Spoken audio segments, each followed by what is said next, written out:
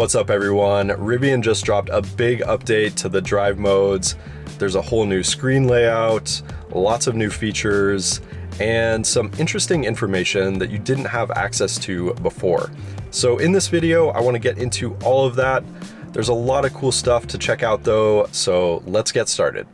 All right, so to get started, the drive mode icon is still the same at the bottom of your screen, but as soon as you get here, you'll see that the layout has definitely changed a little bit. All of the controls that were at the bottom and the right-hand side of the screen have now been moved to the bottom left here. And I think that was probably done just to make it easier to access these while you're driving. You can change these with the little arrow on either side, or you can grab the box and just swipe to change them as well. So I think from a usability standpoint, it's definitely easier to adjust these features with this new layout. The different drive modes themselves are now organized by on-road, off-road, and you've got a trailer tab as well for towing. I'll get into that a little bit later in this video. But the drive modes themselves are still the same. So you've got all-purpose, conserve, sport, and snow in the on-road, and the off-road drive modes are still the same as well. So to select them, you basically just push this icon here, and it switches the drive mode. The large image of your truck is still very much on display on most of the screen here. But if you look at the bottom of the screen, you'll notice these two little tabs, and this is where things get pretty interesting. So if I swipe to the left here, there's a bunch of new information that you previously just didn't have access to. This top-down view of the chassis actually live updates while you're driving with some interesting information. While I'm sitting here right now though, I can just show you as I turn the steering wheel, it's going to adjust that in the top-down view, and that will go back to blue when I basically get to center. And then on the right of the screen, there's a bunch of information. You've now got a compass. There's a way to track your elevation. I just reset this, so we're gonna track that as we go on this drive today. The trip computer is now in the drive mode screen in this area as well, which is really nice because it was kind of buried in the settings menu before. And then you can also see your battery temperature and your motor temperature for each of the quad motors, or if you're in a dual motor truck, it will display for the dual motors. Tire pressure is included as well, and that will update as you drive. You can still access the tire pressure in the center display, it looks like, as well. So lots of really cool stuff to look at here. I want to do a little bit of off-roading though, so we're going to switch to an off-road mode. And again, you've got all the same off-road modes here. There's all-terrain, rock crawl, soft sand, rally, and drift. And as I swipe here for that second page, you'll notice a few of the widgets have changed here. So now I've got pitch and roll, and those display when you're in the off-road screens. All right, lots of cool information here. We're gonna get driving now and check out how all this stuff displays as we're moving in the truck.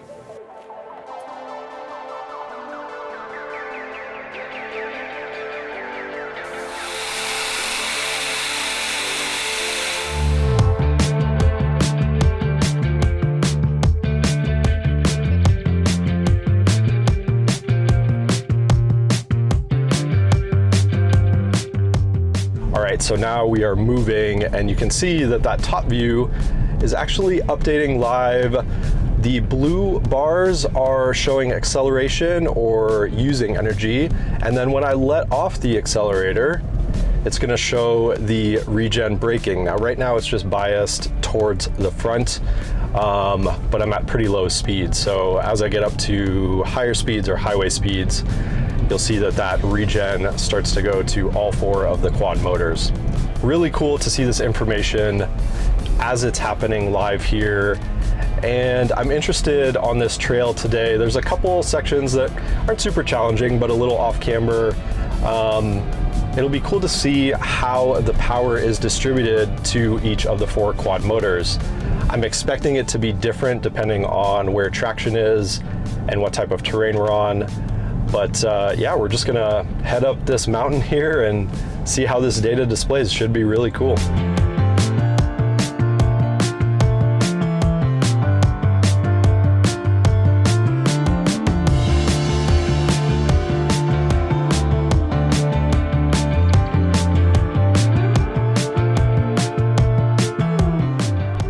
coming up on one of the more, I wouldn't say challenging, but just kind of off-camber sections up here on this trail.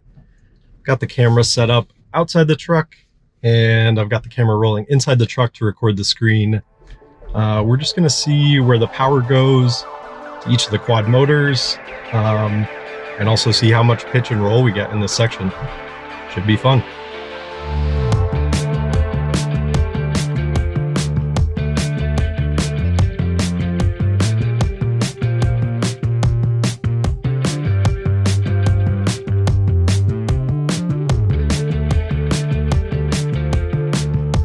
All right, just pause on the uphill section. We're at 14 degrees, nowhere near the maximum limit here, but still fun to play with this out on the trail.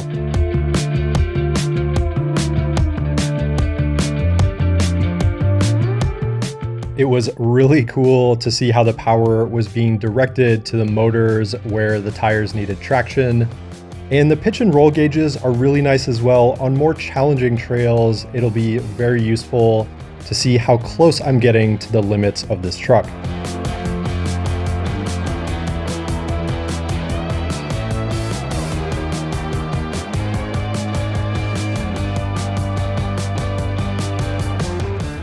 All right, just got back to the beginning of the trail. It's been really fun playing with this new drive mode updates. There's definitely a lot of information, and I'm sure I'll discover more things as I use this new update more. But overall, I think it's pretty cool. The screen with all of the compass, elevation, battery temperature, all of that stuff is awesome to see. I definitely found myself hiding it sometimes because when I'm driving, it's a little bit distracting to be looking at that stuff. But the cool thing is you can hide that screen. It just displays the drive mode that you're in. So that's really nice. The only thing I've run into that I think could be improved on a little bit is the widgets or boxes on the right of the screen with the information. It'd be cool to be able to customize those, because when I switch into off-road mode, I no longer get the trip computer, and I use that a lot on my videos. I like to record that and get that information, and it would be nice to be able to do that without having to switch back into on-road mode. So yeah, I know there's a lot of refinement to the UI that Rivian has been doing over the years, and I'm sure it'll continue to get better. So hoping maybe the customizing of the widgets will be one of those things that gets added. There's a few other things I want to cover really quickly though. One of them is trailers and towing. And I think I had mentioned I don't really tow with my truck, so I'm not an expert in that matter, but just wanted to show you what that screen looks like and some of the information there. I think it's pretty awesome if you are towing with your Rivian. So getting into trailers and towing, this is now a separate tab up here. Previously, towing was its own drive mode. So if you wanted to be in an off-road mode, for example, or conserve or any other drive mode, you couldn't do that. You just had to be in a specific towing mode. Now there's a separate option for you to hook up a trailer, and that is independent from the drive mode. So once you hook up a trailer, you can select different drive modes from there.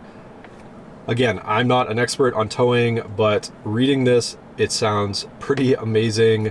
Basically, it looks like what's gonna happen is as you hook up a trailer and start driving, the vehicle is going to sense the weight and aerodynamics of the trailer, and it's going to update your range and efficiency live based on that. So instead of getting a range number that isn't really accurate for what you're towing, you're gonna get an actual number based on the trailer weight, which will be figured out and calculated by Rivian. And then you'll have your towing efficiency, it logs your distance towed, and you can also set up multiple different trailers in this menu as well. So if you were towing different trailers, or if you had a trailer that you wanted to get the stats on and the range when it was loaded versus when it was empty, you could adjust that in these screens here. So lots of cool information. At some point, I think it would be cool to actually rent a trailer and try all these features out on my own. But for now, I just wanted to quickly touch on this just so you can see what the features are in this tab. So I also wanted to include a little bit of driving footage from this new update. This is me just cruising around, switching between different drive modes, and gives you another view of how things update as the truck is moving.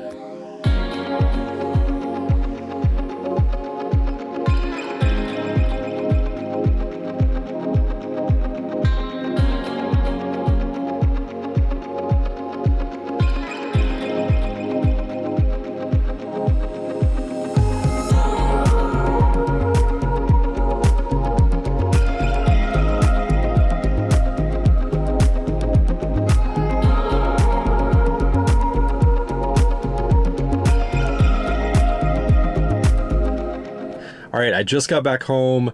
It's been a really fun day with this new drive mode update, getting out on the trail, testing out some of the features.